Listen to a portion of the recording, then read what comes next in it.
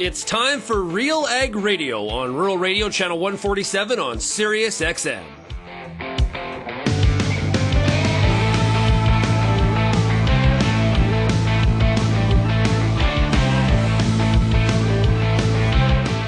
RealAg Radio and RealAgriculture.com is your home for insight and analysis of the issues that are impacting your farm business. Let's get real and get connected with RealAg Radio.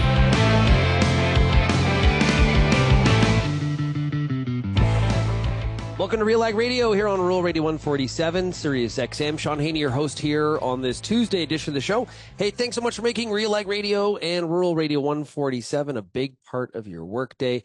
Also, a big shout out to everybody listening out there on the RealAg Radio podcast in Canada, the U.S., or beyond. It is great to have you here.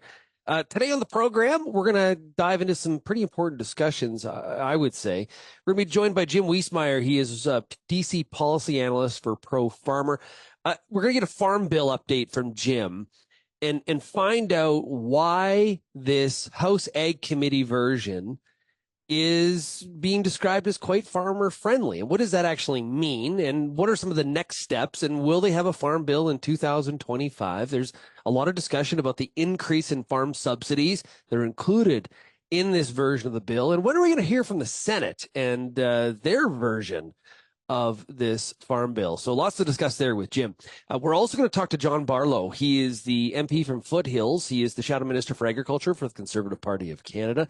Going to get an update from John on C-234, on C-276. Now, 276 is that farm trespass bill that John is, he's the one actually that brought it forward. So it's a very important bill to him.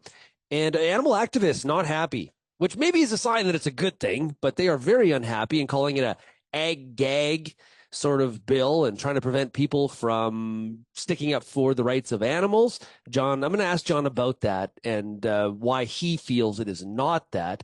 We'll also get an update on how the Conservative Party is promising to refund 4-H. Of course, the federal government cut funding to 4-H pretty significantly. Last week in the House of Commons, John stood up and talked about how, they're going to, this is not good, and they're going to provide that funding if they do make the next government whenever the election is. We're also going to hear from Dr. Curtis Russell about spring tick management. You got to be concerned about ticks at this time of the year, especially in wooded and tall grass areas. Amber Bell from RealAgriculture.com recently talked to Dr. Russell, and so we'll get some information there. And then we've got time for the top ag news stories today. More strike news in Canada. We got a weather update, what's happening in India, the Russian wheat crop forecast. There's a lot of stuff to discuss there from a global perspective. Now, if you have any feedback, we'd love to hear from you. You can send me an email, shaney@realagriculture.com. You can also find Real Agriculture across all the different social media platforms, or you are more than welcome to call the Real Ag feedback line. That number is 855-776-6147. Great episode of The Agronomist last night. If you missed it, you can still find it on the Real Agriculture YouTube channel. You can download The Agronomist podcast and make sure that you sign up for those CCA CU credits as well, because that the whole learning, and if you're going to participate in the program, you should get credit for those credits.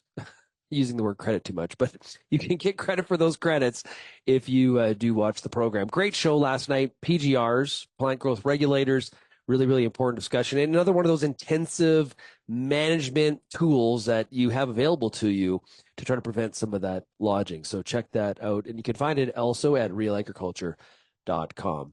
Okay, let's take a break. And when we come back, we're going to hear from Jim Wiesemeyer himself, get an update on this farm bill and why all of a sudden is the Biden administration getting so tariff happy?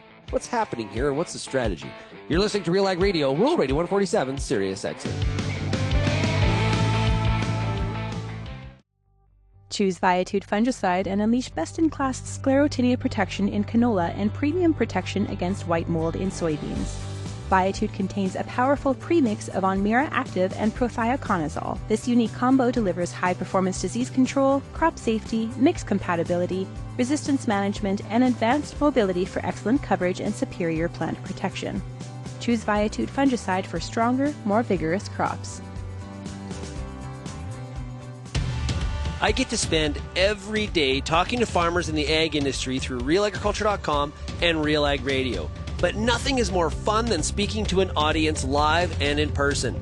If you're planning an ag event, book a Real Agriculture speaker to make it a successful and memorable experience. Email shaney@realagriculture.com and you can book myself or any other Real Ag personality to speak at your event. Bring your audience all the fun, insight, and energy of Real Agriculture.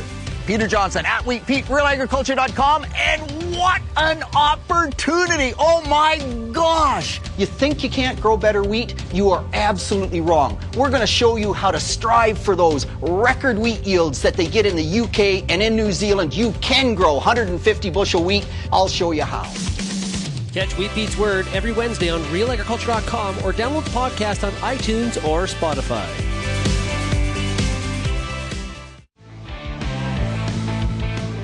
And welcome back to Real Ag Radio. Hey, important notice for grain farmers. The Canadian Grain Commission has revoked the licenses of Global Food and Ingredients, Inc., also known as GFI. If this company owes you money for grain deliveries, well, you better call 1-800-853-6705 immediately. This is a message from the government of Canada. Okay, let's talk about a bunch of issues that are happening in the United States right now around ag policy. Important stuff happening related to the Farm Bill. Joining us right now is Jim Wiesemeyer. He is DC policy analyst for Pro Farmer. Hey, Jim, great to see you again. Always good to be with you, Shaun. Yeah, it's fantastic. Okay, Jim, give us an update. A pretty significant week last week. The House Ag Committee really, I guess, providing some progress when it comes to the Farm Bill. Yes, and with 4 Democrats on the ag panel voting for it. Now, you saw before that vote, you had a lot of people saying there wouldn't be any Democrats vote for it, including former House Ag Committee Chairman Colin Peterson. Well, they were just simply wrong, but that's not going to get it over the line. I think what the naysayers are not seeing now, Shaun, is that it looks like the House floor, if they take it up, which they want to, won't happen until September. Now, that gives G.T. Thompson, the Republican from Pennsylvania, who is the House Ag Chairman, he and his staff, it gives them time to work out some more compromises with wary Democrats. And G.T. has already said he could modify some language, not Title I. He doesn't want to touch the improvements in Title I. So there is still a possibility that they can garner some more Democratic votes once it gets to the floor. Now, what is the next step in this process? He has to it'll go to the entire House for votes? Well, yes. First, he's got to get the okay from the Speaker of the House, Mike Johnson, Republican from Louisiana. And once he gets the okay for floor consideration, then you have to go to the Rules Committee. And that's another possible hurdle, because there are several what we call rebel Republicans who have crossed the line in not allowing a vote to occur on the House floor. So we're going to have to watch that. And of course, the House Rules Committee determines how many amendments and what type of amendments are allowed on the House floor for consideration. So we have some additional hurdles ahead. For any of the fiscal hawks in the crowd, are they not going to have some sort of problem with the increase to farm subsidies under this version? Well, it could be. The 10-year cost is $1.51 trillion. Now, that's called a budget neutral bill, by the way, the 940-page bill. But yeah, there could be some of those rebel Republicans who cite some cost factors, and again, that's a potential red flag. But going into November 5th elections will also signal that the Republicans want to show that they can get some things done. So that could counterbalance that, Shaun, and we could still get a rule on that. When do we hear from the Senate? That's an interesting question. Some people say that outgoing Senate Ag Committee Chairwoman Debbie Stabenow, Democrat from Michigan, she's not seeking re-election. Some say that she doesn't want to submit actual text of a bill. She's already released multiple pages of an outline, but that's not the same thing as a bill. Now, if it goes to the House floor, she's going to have to release some text. that's going to be interesting because we're going to see where the money flows in the Senate bill, and it's expected to pump billions more dollars into the food and nutrition title. And it'll show that the Title I program is not nearly as farmer friendly as the House Ag Committee passed farm bill. I know it's kind of party dependent, but are typically the House bill and the Senate bill miles apart? Is that typical? No, not in the farm bill, but in this case they are. There's the traditional ideologues in both parties, by the way. The Republicans want to just really modify the food stamp program and the thrifty food program, where they don't want the ag secretary to have the ability to increase the funding by $256 billion like he did a few years ago, Shaun. They want to put some guardrails on that. And the Democrats don't want any changes to food stamps or the thrifty food program and conservation. You'll recall that in the Inflation Reduction Act, which we call the climate bill here, Stabenow got $20 billion of additional funding for conservation. That's already in. So she's already got a food stamp program on fifth gear in funding through annual appropriations. She's already got $20 billion more for conservation. So some people say, where's the impetus for her to actually push a bill? How about the use of the Commodity Credit Corporation, the CCC? Is that being factored into this at all, or I guess the limiting of its use? Yes, at least Ag Secretary Vilsack has entered the political ring.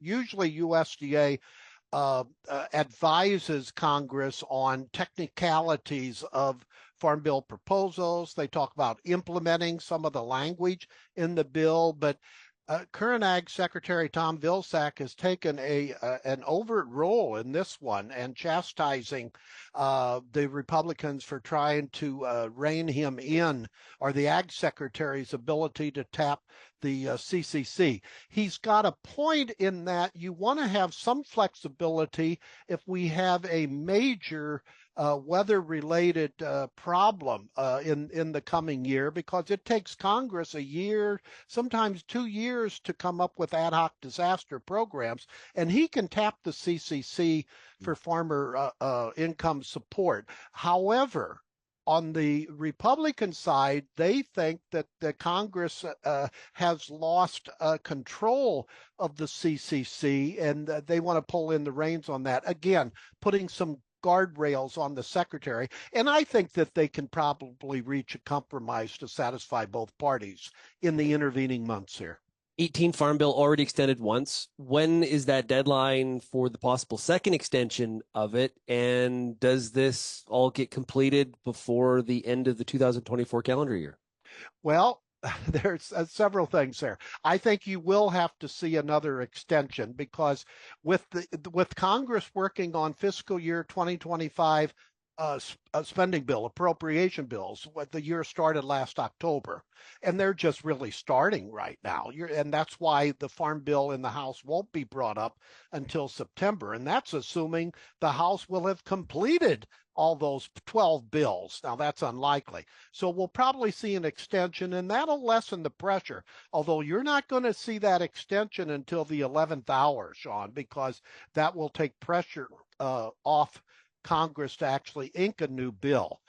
Now, another possibility is that don't rule out lawmakers after November 5th elections. They could come back, because they're lame duck Congress then, and consider a farm bill then. Again, that's happened in the past on major legislation. So I wouldn't rule anything out too soon. The death knell being written on this bill, I think, is way, way premature. Now, on the trade front, there's been a lot of criticism from farm groups in terms of the lack of trade action and momentum and focus from the Biden administration and USTR Catherine Tai. As of late, China has definitely become the target. We're seeing an application of tariffs that are a little bit Trump-like if you look back to the prior administration. Why now? Why all of a sudden is trade back in the news for the Biden administration? Well, it's not all politics, but primarily it is because you've got those labor union states that are critical for the reelection of President Biden, Michigan, Pennsylvania, Wisconsin, etc. But also, Shaun, the development of China's electric vehicle industry. They're coming up with very nice looking EV cars that are now as low as $10,000 per car. Now, that's why you're seeing a 100% tariffs on cars coming in from China, and Trump has already said it should be 200% because you can actually a $10,000 car, even with a 100% tariffs, could still be a competitive car in the U.S. So it's all embodied. As far as overall trade policy, both political parties have turned what most people would call protectionist. However, we've got a theology change here that is saying countries are going to have to invest in their own products as far as either domestic utilization or pump up certain manufacturing industries rather than to rely as much as they have in the past on imports. So you're seeing that against a host of countries, including the EU. France today, their leader says that Europe should become more like the US and China and to buy Europe as opposed to buy American, buy Chinese, etc. So we're seeing a lot of changes in trade policy around the world. That definitely does impact, though, countries that are trying to be prolific in the export side of the equation. Mexico, Canada, and well, the U.S. exports are important too. That increasing barriers probably is a bit of a concern for the export reliant commodities. Definitely, especially Mexico, because as we de-link in a major way, not total, from China, a lot of investment money is going into Mexico, and they're going to be a formidable and hopefully a positive customer and supplier of U.S. demand. However, if you put on those tariffs on Chinese cars coming in through Mexico, that causes U.S.-Mexico problems. And of course, we have the USMCA, that if you have these tariffs that former President Trump has indicated of at least 10% across the board tariffs, how will that impact Mexico and Canada, your country? Will they be carved out of that? So I think trade issues are going to be paramount in the year in the year ahead. Have you heard anything about pressure behind the scenes in terms of, we'll use Canada or Mexico as the examples, where, U.S. applies tariffs on Chinese EVs, similar to what happened with steel under the Trump administration. Pressure on Canada, for example, or Mexico to say, hey, you should do the same because we don't want those Chinese EVs going to Canada and then working their way south. So you got to get in line with our agenda here. Now, under the Trump administration, that was out in the open. With Biden administration, maybe potentially it's happening behind the scenes? Probably, and that's through regulations. See, there's a lot of people, I think, legitimately say, look, if you want a different trade policy, then you have to unleash American technology. In the case of EVs, we have so many regulations regarding these precious minerals, cadmium, zinc, etc. And so you just can't go one way and not the other. And that's why it's kind of a distorted trade policy we have right now. It's usually always good when you give whether it's Canada, the US, or Mexico, if you want to improve your industry, don't unshackle them through the unfunded mandates and regulation, et cetera. And I think that's the debate we're going to have in the next year in the presidential debate. Great stuff. Hey, Jim, really do appreciate it. Jim Wiesemeyer, DC Policy Analyst for Pro Farmer. Jim, appreciate it, bud. Anytime. Hey, we'll be right back on RealAg Radio right after this. Canola is more than just a pretty face in the prairie landscape. It's a big business, both here and around the world, that requires you to be informed and up to date on everything it takes to grow a successful crop. The Canola School on RealAgriculture.com has an expert library of video resources covering markets, agronomy, and more to help you grow a healthy and profitable canola crop. Visit canolaschool.com today. Brought to you by BASF Canada and Invigor Hybrid Canola.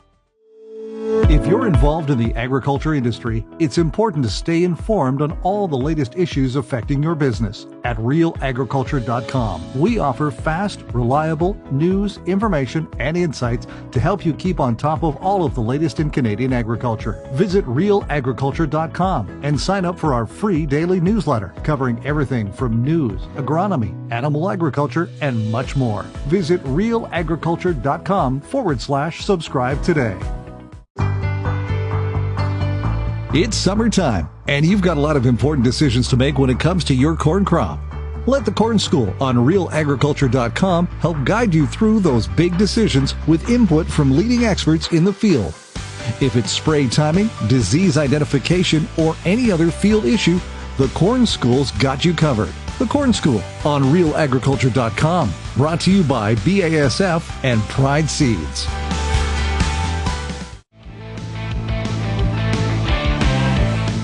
And welcome back to RealAg Radio. Hey, join the Saskatchewan Stock Growers Association at their AGM. It's happening June 9th through 11th in Swift Current, Saskatchewan. Registration is now open. Go to skstockgrowers.com for more information and to register.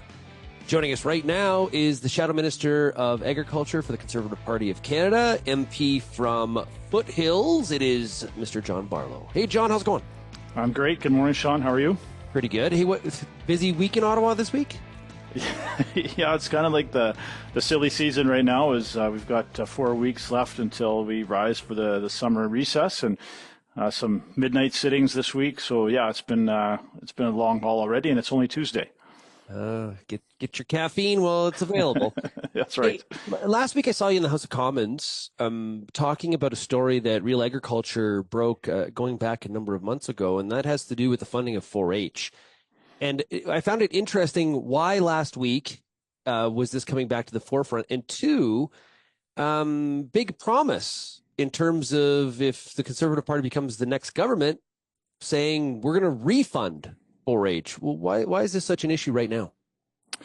Well, it's such an important program, and we have a process that we go through to ensure that we have the support of our entire caucus when we take a position on an issue. So we had caucus meetings and those types of things to go over what our position on this would be. But it was unanimous. There was no question that our team wanted to reverse the funding cut to 4-H and restore that historic funding to a program which we know is extremely successful, where we have tens of thousands of youth every year learning about community and leadership and food production and helping to educate Canadians about where our food comes from, which I think is a critical topic where more Canadians need to understand modern Canadian agriculture, where their food comes from, and the importance of sustainability in food production. Yeah, my personal opinion, it felt like a weird stand to take for the current government in terms of cuts at this time to 4-H. But we're at a period where I think there's a lot of organizations that rely on government funding or even corporate funding to survive that are under some hard-pressed times here right now, John.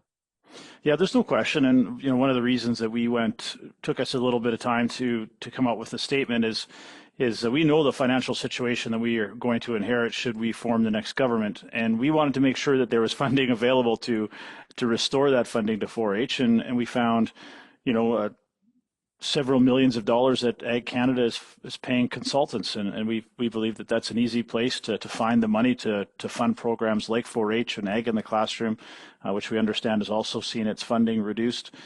These are fundamental programs which have been proven to be successful, and I just believe it's a priority for us to continue to educate Canadians about modern Canadian agriculture, and these programs are pivotal in doing that. And I think that's where the priority should be, not on consultants that are doing the jobs that staff at AFC should be doing. Now, I want to switch gears here a little bit to the Grocery Code of Conduct. Of course, food affordability is a big, important issue for Canadians. There's no doubt about it. Why does the Conservative Party support the Grocery Code of Conduct, and what actually would this do if enabled? Well, I think that's a great question, and the timing is excellent in that I think the perception around the Grocery Code of Conduct has been warped a little bit. The current government is painting, and the NDP to some extent, is painting the Grocery Code of Conduct as this salve that is going to reduce grocery prices. That's not what the Grocery Code of Conduct was initially meant to be, nor do I believe that is going to solve that problem. The Grocery Code of Conduct was, and why we support it, is it's going to put a framework around how retailers are treating the producers in terms of fines and late fees and transportation fees. It is supposed to be a protection for those fruit and vegetable producers more so than anyone on how they're being treated by the processors and the retailers. That was the impetus and the idea around the Grocery Code of Conduct. This is not going to be some magic elixir that is going to reduce grocery prices. And I find it disingenuous from the government's perspective that they're putting this out there, that if we get Walmart and Loblaws to sign on to the Grocery Code of Conduct, which is voluntary, not mandatory, that this is somehow going to lower grocery prices. I don't believe that that's going to be the case. It's still very important. It's still a tool that is going to ensure that producers are treated fairly by those large retailers. But I don't believe that this is all of a sudden going to be a magic change for grocery prices. Yeah, and I appreciate that. There has been definitely a hijacking and a crossing of swords, and it's creating confusion for, I think, a lot of people, consumers that are just looking at their grocery bills and be like, making the connection and saying, hey, well, we need this. Yeah, I want lower prices, but it would be kind of a false promise, as you indicated. Does the Conservative Party believe there needs to be more grocery competition in the market, as the government has claimed they're trying to do some recruiting? Yeah, I don't think there's any question. There is competition. However, the competition is owned by, or dominated by 5 large retailers. But we are seeing, like Fresco in Alberta start to really, or the Friesen Brothers, in Alberta start to gain some real traction. So I think there are some opportunities there, and to follow that model. But yeah, I think there definitely needs to be increased competition. That's the way you drive down prices. And hopefully we'll start to see that develop. But again, as the industry minister is saying, he's inviting all of these foreign industries into Canada, or foreign retailers into Canada. They're not going to come if there are regulatory hurdles to getting started in Canada. I think there's going to be much more work to be done to entice additional competition in Canada, to make them realize that this is a market that's worth entering. Passion project for you is this Bill C-276, the farm trespassing bill. What are your expectations as the Senate looks at that private member's bill? Well, I'll be in the Senate testifying to the bill on Thursday morning. I'm optimistic. We obviously the animal rights groups are being active on this, but I'm hoping that the Senate realizes, this isn't a bill to an ag gag law, which is being called. This does not do anything to prevent protesting on public property. But as we're seeing right now with the avian flu, H5N1 within dairy cattle, certainly the concern around African swine fever, that there are some lines that we cannot cross when it comes to protecting our biosecurity on farms.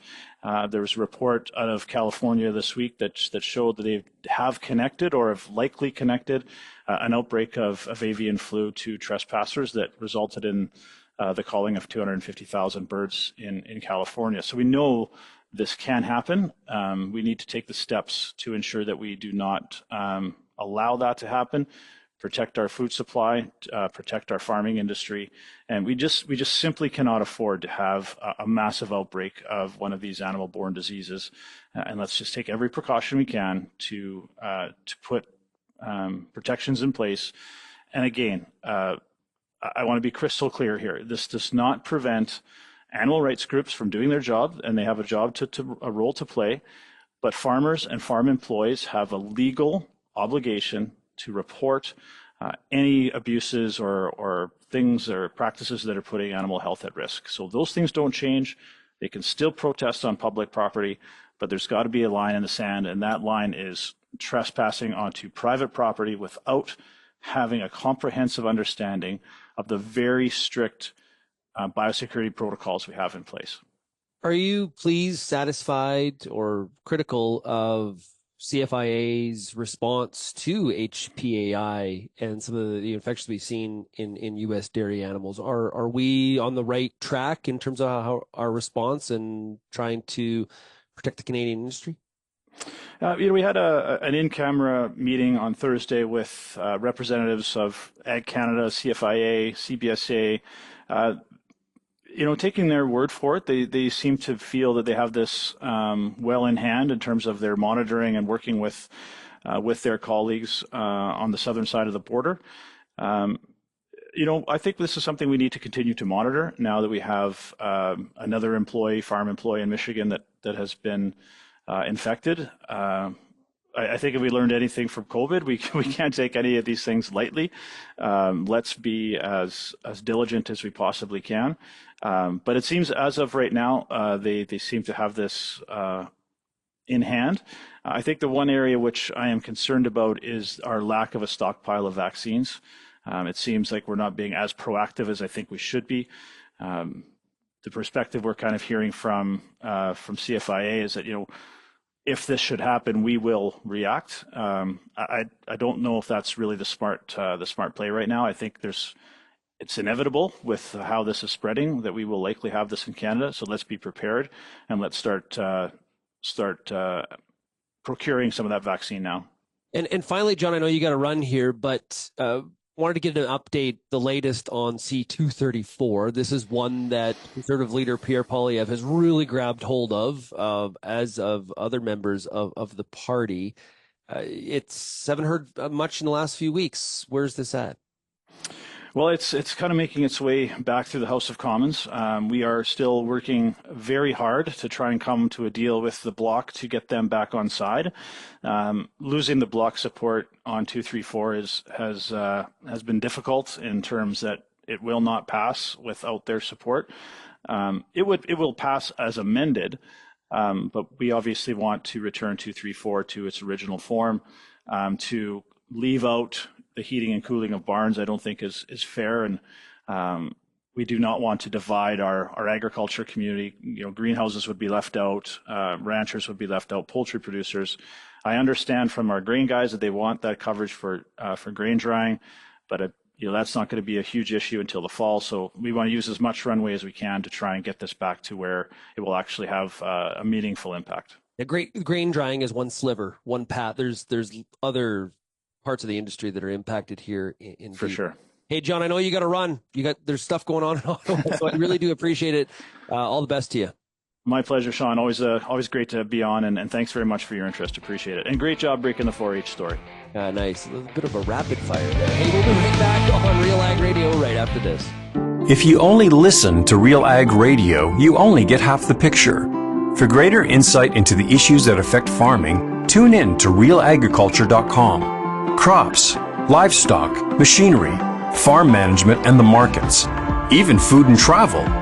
Real Agriculture Online digs deeper into the topics that affect the way you work and live. So get connected today. Read, watch, and listen to the people who know at RealAgriculture.com. Infuse some energy into your next corporate event, customer meeting, or conference with RealAg Radio, Canada's national agriculture radio show. Create a unique experience at your next event with host Shaun Haney, broadcasting RealAg Radio live on SiriusXM, featuring exciting guests, captivating interviews, and the latest news from the agriculture community. Contact advertising at realagriculture.com or call 587-787-1795 to book your on location with RealAg Radio today. You deal with many uncertainties on your farm. Managing risk should not be one of them. MMP's Ag team specializes in risk management. Visit mmp.ca to learn how you can stay ahead of the game and plan for the unknown. Well, it is tick season. RealAgriculture.com's Amber Bell had a chance to catch up with Dr. Curtis Russell to talk about spring tick management. Here's that discussion. Hi, I'm Amber Bell, and this is Real Agriculture. I am here speaking with Dr. Curtis Russell, who is the Senior Program Specialist of Health Protection for Public Health Ontario. So welcome, Dr. Russell. How are you today? I'm good. Thank you for having me. Yeah, thanks for coming. So you're here to talk to us about ticks. We're in springtime. There's a lot of stuff on social media about ticks showing up and people wondering what is a tick. And of course, that brings up the topic of Lyme disease. So what is the current prevalence of ticks carrying Lyme disease at this point in time? So a big thing to notice, we do have different species of ticks in Ontario. But when we're talking about ticks transmitting Lyme disease to people, the only tick that the primary tick that we're concerned about is called the black-legged tick. It used to be called the deer tick. So those are still the same, that's the same tick. So it's the black-legged tick that we're concerned about. If you look, those ticks, they like brushy wooded areas, and with, our warmer climates, warmer winters, we do see them spreading. So the main areas that we're concerned about them are along the north shores of Lake Erie, Lake Ontario, St. Lawrence River. But that being said, they have spread, good chunks of southern Ontario, and we do even see pockets up around the Thunder Bay, northwestern Lake of the Woods area of Ontario. So we kind of say that too. And these ticks, while they feed on humans, they also feed on migratory birds. So they can be in other parts of the province too. So it's always good to be careful wherever you are, especially in brushy wooded areas. Okay. And are there certain times of year or environmental conditions when producers should be more cautious about tick exposure? So with ticks, the one thing people always think is, middle of January, there's no ticks out. We do find, though, if it's above zero and there's no snow out, they can be out. Now, they're quite lethargic, don't move very fast, but they can be out. When we look at ticks, one thing people really they're surprised about is how small they are. So we typically see they have a intricate 2-year life cycle. And it overlaps a bit with the different stages. So we have eggs, and then we go larvae. And then we go nymphs, which are kind of like the teenagers, and then we have adults. The larvae, which are super tiny, typically don't have the bacteria in them. Once a tick, if it is infected and lays their eggs, they don't transmit it over. So that's nice. So when the larvae come out, they don't have it. The nymphs, they have to feed and pick it up from a small mammal or a mammal host. So the adults are typically out spring and fall, and they're about the size of a sesame seed, which is still pretty small. So that's when we see a lot of the ticks out. However, when we look at a lot of our cases, they happen in the summer months because that's when the nymphs are out. So the nymphs are about the size of a poppy seed. Oh, wow. So picture something, lightly brown colored, the size of a poppy seed in your hairline, your armpit, or some of your other spots I can't mention. They're really hard to notice. So that's the months when we see a lot of our exposures is because people don't notice them on you. Mm-hmm. And that's the other big thing with Lyme disease risk is if a black-legged tick is biting you and if it's infected, it has to be biting you and feeding for about 24 hours before it can transmit the bacteria. So typically with an adult, hopefully people will notice something that bigger on them, but the nymphs, because they're so small, they don't get noticed in the summertime. Right. Can you feel it when they bite you? Usually not. Usually some people have said they can. Some people say it really hurts, but in general, when ticks bite you, they inject an analgesic so you can't feel them and an anticoagulant to keep the blood flowing. So, because they don't want you to know they're there, because typically when they're feeding on a host, they're going to be there for days. Right. And is there a way to tell if it's a black-legged tick versus some of the other species? There is certain ways, like in general, the two ticks that we mainly see in Ontario are the black-legged tick or the American dog tick. In the nymphal stage, it's really hard to tell apart. Adults, the American dog ticks do have white markings on them, while the black-legged tick is kind of dark brown, reddish brown kind of color. However, if you do get a tick on you and you are concerned, there's academics that we've partnered with through Bishop's University called etick.ca. Okay. And so they have a website, but they also have an app. And so if you actually find a tick on you, you can actually submit a picture of the tick, and usually within 24 hours, they'll tell you what it is. Oh, wow. That's great. But that being said, if you're if you've been exposed to ticks and you're concerned about your health, it's always good to see your physician. Right. What are some preventative measures that farmers can take to reduce the risk of tick bites for themselves or their families? Right. So big thing is these ticks don't really crawl to you. They actually climb up onto the vegetation and wait for you to walk by. Kind of like when you go hiking, you get burrs on you. So big things is not to come in contact with these ticks. However, especially farmers, you actually are out in the brush clearing your fence lines or doing things. So big things for personal protection is wear long sleeve, light colored clothing with everything tucked in. That way, if the ticks do get on you, they have to crawl a long way before they can get into your sleeves or that. And we say light colored because they are darker. Hopefully you can notice them on you. That being said, too, you can then wear insect repellents, usually DEET, Icardin. Some places also sell clothing with impregnated permethrin right in the clothing, which works also really well. So putting that on you also helps. And then what we say is once you come out of the environment, come out of the brush or whatever that is to do a tick check. So stand there out, out by your truck, your tractor, and kind of look everywhere you can to see if there's any ticks on you. And we call it the buddy system, but have someone check the areas you can't check so behind you. Once you get home, put those clothing either in the wash or put them right in the dryer because the high heat of the dryer will kill the ticks. Have a shower. I usually say have a shower or have a bath because then all your clothes are off and then you can check all the areas you can't check. The ticks, they'll go anywhere on you, but they will bite mainly along your hairline, your armpits, your back, your buttocks, your groin kind of regions, back of your knees. That's where you'll see them. But big thing is to do those tick checks.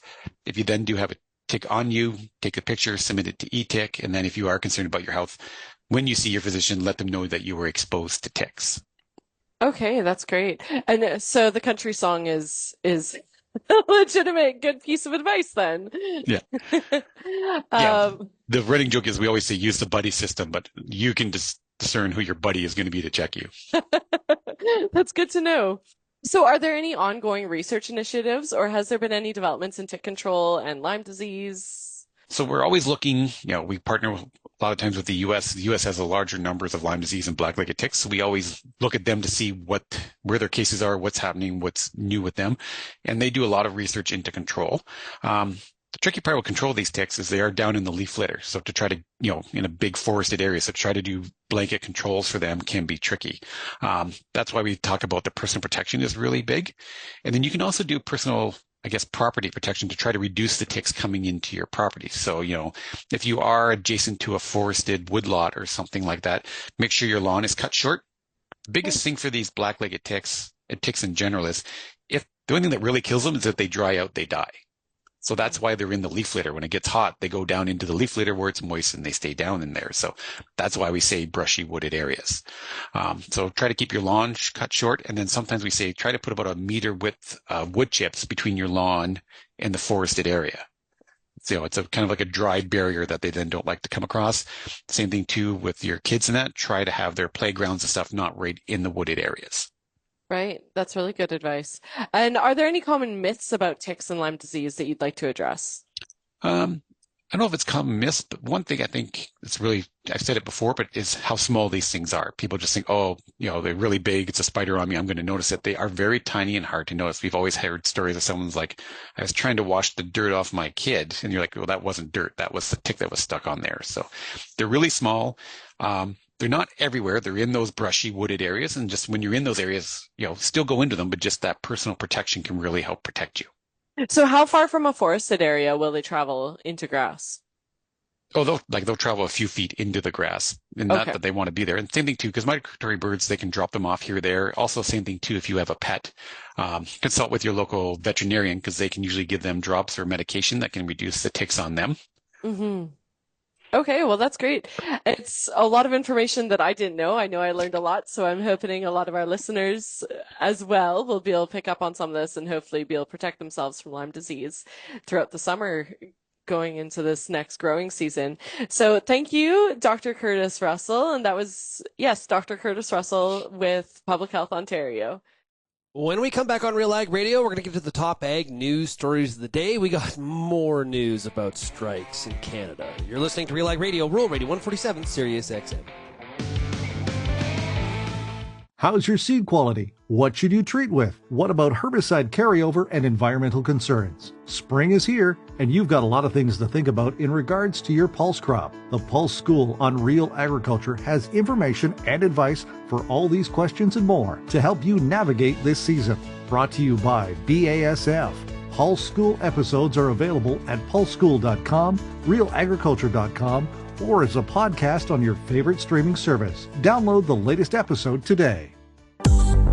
I'm Lindsay Smith from RealAgriculture.com. Join me Monday nights for The Agronomists, a 1-hour live and interactive show broadcast across YouTube, Facebook, and X. Monday nights at 8 p.m. Eastern, I host expert agronomists from all over the country to give you answers to some of the toughest agronomic questions. Join us live or catch the replay Tuesday morning. That's The Agronomist with me, Lindsay Smith, Monday nights, live at 8 p.m. Eastern. It's now time on RealAg Radio for the top ag news stories of the day. I also want to mention, though, before we get started, if you enjoy this show, and the podcast version, whether you're listening here on Rural Radio 147 or the podcast version, Real Agriculture has a ton of other podcasts, video and audio content that you need to check out. You can go to realagriculture.com, or hey, what you also can do is go wherever you get your podcasts, Apple Podcasts, Spotify, there's tons of different providers, and search Real Agriculture or just search Real Ag, and all of them are going to come up. We got The Agronomist, we got Mind Your Farm Business, just to name a few. Wheat Pete's Word is another very popular one. If you don't get enough Wheat Pete on Monday, on the Monday show here, you can get a great podcast on Wednesdays called Wheat Pete's Word, where he answers your agronomic questions. I mentioned that there's some new strike action in Canada. Workers at the Cargill Dunlop facility in Guelph rejected negotiated settlement by 82%. Strike action begins at 12:01 a.m. on May 27th. At a vote held on May 26th, which is 2 days ago, members of the UFCW Local 175 working at the Cargill Dunlop facility in Guelph rejected the negotiated settlement, sending nearly 1,000 members onto the picket lines. In April, the members of the Cargill Dunlop location gave a 99% strike mandate to their union negotiating committee. The Cargill Dunlop facility is a beef slaughter plant where members work in a hot, fast-paced environment that takes a toll, according to the union negotiating committee. They raised a number of issues as well at the bargaining table throughout the round of bargaining, including the increased cost of living, the $2 per hour pandemic pay that the employer took away while still deep in the middle of COVID. So we're looking for some back pay. Cargill claims to be working to nourish the world, but cannot come to the table with an offer strong enough to help their own employees nourish themselves, according to the union. So the union talking pretty tough there. We'll have to get an update on this as the weeks proceed. There will be a lot of attention on this, especially from a food security standpoint. And there's only so much slaughter capacity in Ontario.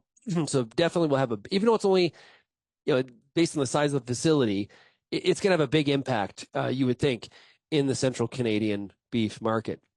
Speaking of beef, big news, Elanco Animal Health has announced the U.S. Food and Drug Administration has completed its comprehensive multi-year review of Bovir, I think is how you say it. It is a 3-NOP. Now, this is the additive that is put in feed rations for beef and dairy cattle to reduce methane emissions. Elanco is quoted as saying, "This monumental announcement has the ability to accelerate the opportunity for climate-neutral dairy farming while creating a new revenue stream for dairy farmers across the country," according to Jeff Simmons, president and CEO of Elanco Animal Health. He continued by saying, "We appreciate the FDA's commitment to maintaining high standards for science-based review while balancing the need to quickly bring solutions to the market." About 100 farmers protesting in front of the European Union institutions calling for a law on the price of dairy products. Farmers took to the streets in Brussels on Monday, demanding a law banning the sale of dairy products at a price below production costs, banning it entirely, creating legislation to do so. Demonstrators with fake cows painting the colors of the European flag marched between the headquarters of the European Parliament and the Commission in the Belgian capital. So they're talking about how, in general, milk costs more for farmers to produce than what it costs to buy for consumers. There's a negative margin position, and they want the European Union to fix this. In some countries, such as Italy, the gap between production costs and selling prices is even greater than the European average, according to the president of Po Valley Milk Producers Association, Roberto Cavalieri. In India, on another note, India is likely to receive above average monsoon rains this year. The Weather Office said on Monday, retaining its April forecast and keeping alive the possibility of higher farm output and economic growth in Asia's third biggest economy. This year's monsoon rains are expected to be 106% of the long-term average. The IMD defines an average or normal rainfall as between 96 and 104% of a 50-year average of 87 centimeters, which is also 35 inches. 35 inches of rain. That's monsoon. The monsoon, critical for India's nearly $3.5 trillion economy, delivers almost 70% of the rain needed to water crops and replenish reserves and aquifers. The Russian crop estimates are still falling. Russian analytical group AKAR has dropped Russian wheat production in 2024 to 81.5 million metric tons. In a related move, the Russian Grain Union states that 1.5 million hectares, perhaps as many as 2 million hectares, were significantly damaged by bitter frosts this spring. So that's something to definitely pay attention to. Speaking of the crop, the Saskatchewan Crop Report notes that for the week ending May 20th, 2024-25 spring crop planting is 56% complete in the province. Now, it was 68% last year at this time, and the 5-year average is actually 76%. So it just shows you how much more moisture has been in the province of Saskatchewan here during the seeding time than we have had the last 5 years. No reason to panic, but we're definitely getting this crop in later than we have been accustomed to through some of the drought.